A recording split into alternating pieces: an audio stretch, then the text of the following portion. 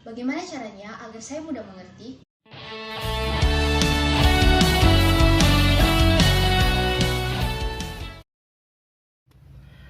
Sekarang kita akan melihat tentang apa saja yang harus dilakukan dalam langkah pertama dari 3 langkah besar dalam mempelajari Alkitab secara induktif, yaitu langkah-langkah dalam melakukan pengamatan teks. Semoga Anda masih ingat 3 langkah besar dalam mempelajari Alkitab. Apa saja? Ya, pengamatan, observasi, penafsiran, interpretasi, dan penerapan aplikasi. Itu semua akan membuat para pecinta firman tidak berputar-putar dalam kebingungan ataupun lari dari pengertian yang sebenarnya. Nah, langkah pertama dalam proses pengamatan adalah berdoa. Doa merupakan pengakuan atas keterbatasan diri sendiri dan permintaan kepada Allah untuk menolong keterbatasan itu. Pemazmur berkata, "Aku ini orang asing di dunia. Janganlah sembunyikan perintah-perintahmu terhadap aku. Aku telah memilih jalan kebenaran, telah menempatkan hukum-hukummu di hadapanku.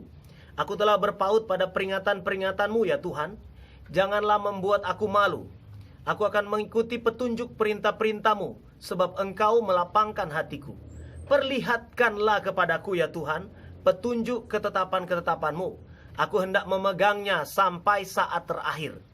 Buatlah aku mengerti, maka aku akan memegang Tauratmu.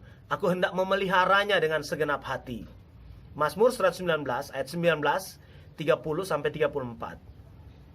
Untuk permohonan tersebut, Tuhan telah menjanjikan penyediaan penolong. Mari kita lihat Yohanes 16 ayat 12-15. "Masih banyak hal yang harus kukatakan kepadamu, tetapi sekarang kamu belum dapat menanggungnya. Tetapi apabila ia datang, yaitu Roh kebenaran, ia akan memimpin kamu dalam seluruh kebenaran.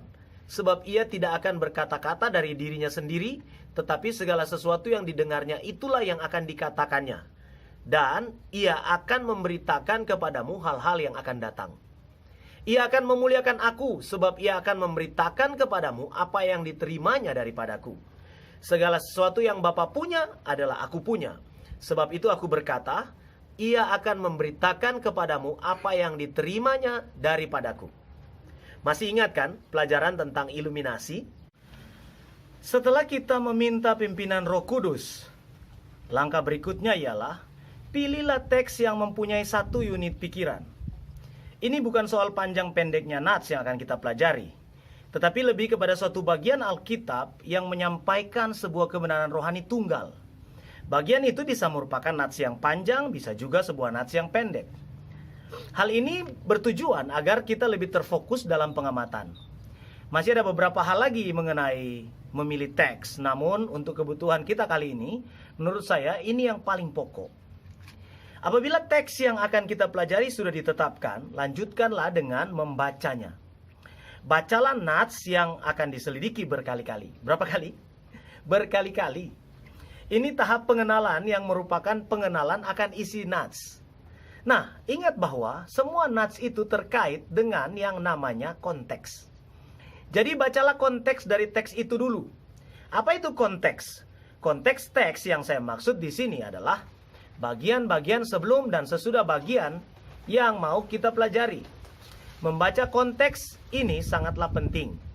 Ibarat ingin mengenal seseorang, kita harus pelajari latar belakangnya dulu. Begitu pula lah dalam hal mengenal isi Alkitab. Tahapan sederhananya begini. Kalau mengamati ayat, bacalah paragraf. Kalau mengamati paragraf, bacalah pasalnya, dan seterusnya. Bacalah berulang-ulang sampai Anda dapat menguasai konteksnya dan mengingat isinya, bahkan sedapat mungkin menghafalkannya. Nah, persoalan banyak orang ialah menjadikan momentum membaca Alkitab hanya semacam rutinitas demi memenuhi kuota agamawi mereka. Tidak heran ada yang punya prinsip begini, yang penting sudah baca, nggak ngerti pun nggak apa-apa. Boleh? Apakah kita tidak tahu apa yang terjadi jika firman itu tidak dipahami? Yesus berkata, kepada setiap orang yang mendengar firman tentang kerajaan surga, tetapi tidak mengertinya, datanglah si jahat dan merampas yang ditaburkan dalam hati orang itu. Itulah benih yang ditaburkan di pinggir jalan. Matius 13 ayat 19. Begitulah cara waras belajar kitab suci. Sampai di sini dulu. Silakan terapkan langkah-langkah ini. Kita akan lanjutkan dalam video-video berikutnya. Immanuel.